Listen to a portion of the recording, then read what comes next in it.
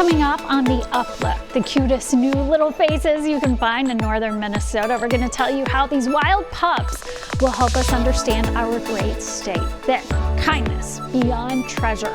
What one couple did to support a family through the rockiest of waters. And a smile to light up your screen. How one organization is helping this young cancer survivor find happiness.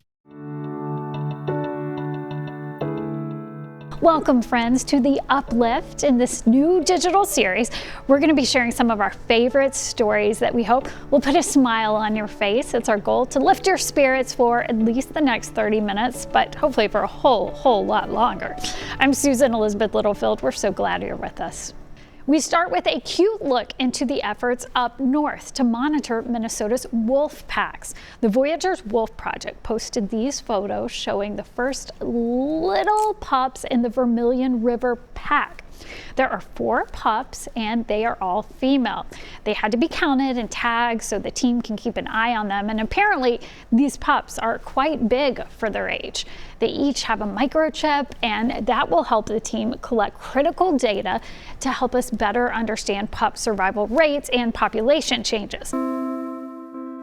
A special display of colors in Delano this month. Meet Sean McCann, a street chalk artist for more than 20 years who has literally added a new dimension to the portfolio. He says the 3D chalk art starts first with paper and digital sketches, then some math, and finally putting chalk to asphalt. This drawing took him 6 hours. McCann says he hopes that this creates viral moments for families, but he also really wants to inspire the next generation of artists. We're working against Mother Nature, we're working outside, we're working with all the elements, and so it's more about the act of creating than the finished piece. One of the coolest parts about Sean's work is that he never draws the same piece twice. It's a story that is sure to make you believe in the kindness of strangers. 2 families are now connected forever thanks to a very special gift, making sure they can all enjoy the time they have together. I get the chance to hear this amazing story out on Lake Waconia. Life Okay, hold us in there, Andrew. can take you for a ride. All right, here we go. Oh, there you go. Sometimes you catch a good day. Oh, maybe. Is it a bass? Sometimes Will, you want to hold it? Yeah. a good day turns bad. I'll always remember it, August 20th, 2020. So 1 month after my daughter was born. To understand how bad this day was, you have to know how good life was. In 2006, on her last week of college, Lindsay met Joe. And what was it, do you think, that drew you to her? Kindness. She's just super kind, super selfless. I bring her out and she keeps me grounded. We work well. A team, a love that multiplied with Will, Andrew, then baby Olivia. I felt the lump when I was pregnant, but I didn't think anything of it. But it was something. Breast cancer. Yeah. It had spread to a lymph node, Okay, liver, remained and her breast bones. cancer. Are there any words for the different emotions that came to you hearing stage 4? Well, right away you think death. I had a 1-month-old baby and 2 little boys. And hearing I had stage 4 breast cancer at 36 years old was just quite a shock. It's still a shock. It's still kind of surreal sometimes. You really had to live out your marriage vows. Yep. Sickness and health, and I think about it a lot differently, and I've thought about it a lot lately. Never thought of it as testing my vows. It was never Lindsay was sick, we were sick. You know, we had to get through this. As you can imagine, being a caregiver is really hard. I mean, he takes care of me, but he also has to take care of the kids. Are we gonna go fishing yet, Daddy?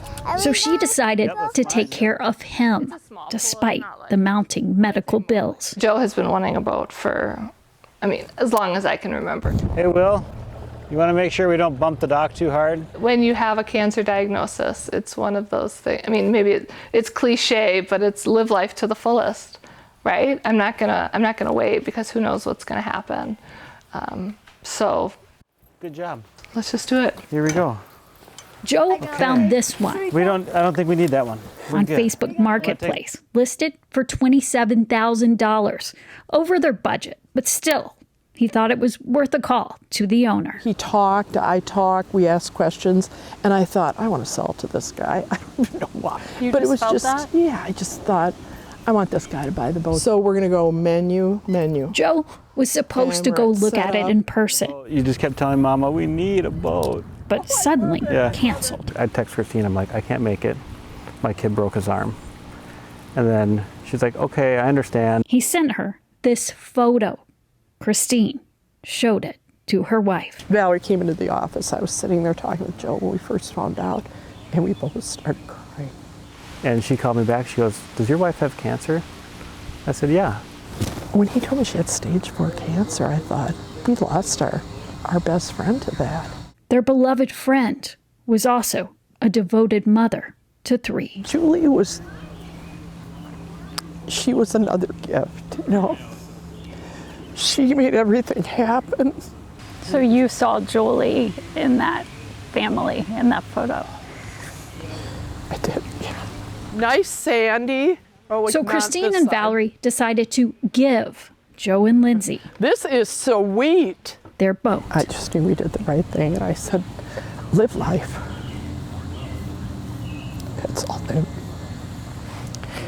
That's really all that mattered. Both Lindsay and I were in tears, very excited. We were thinking happy, joy, can't believe it. And she, you know, when she mentioned, she goes, we just want you guys to take the rest of the money that you're going to spend on it and go live life to the fullest. This was truly just amazing, and we'll never forget it. I mean, it's impacted our lives in so many ways, just to be able to have these adventures with the kids. And with each other. Strangers for a minute, best friends quickly. Bonded forever by a vessel of love.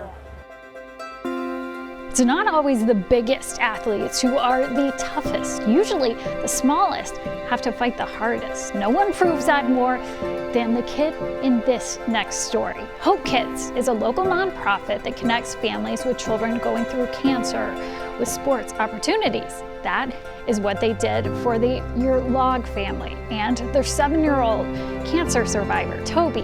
Mike Max has the story. Hang on to it. There you go. Hope Kids is long integrated sports, like a day with the Gopher football team. It's something that breaks up the tough days. 1, 2, 3, Gophers! So many of our kids are fighting literally for their lives, and they're in the hospitals for extended period of time, and so to have something fun to look forward to really not gives you only hope, but it gives you that fight to move forward. That fight is a long one. Kids that have cancer. On this day, they gather for a day of participation and fun. It's a good day for 7-year-old Toby Erlaw. You like to go out and run races? Yeah. It looks like you're pretty good at it. You got a nice medal. Yeah, I go in track and field. That's saying something, because when he was 2 years old, his life changed. And then when we got back, he had a big old bruise, like this big on his shin. And so we're like touching it, it's rock hard, and we're like, what the heck, that's not normal. The news was not good. Today we found out he had T-cell leukemia, which is the rare form of ALL, leukemia. That's why today means so much. He looks and acts and is a normal 7-year-old.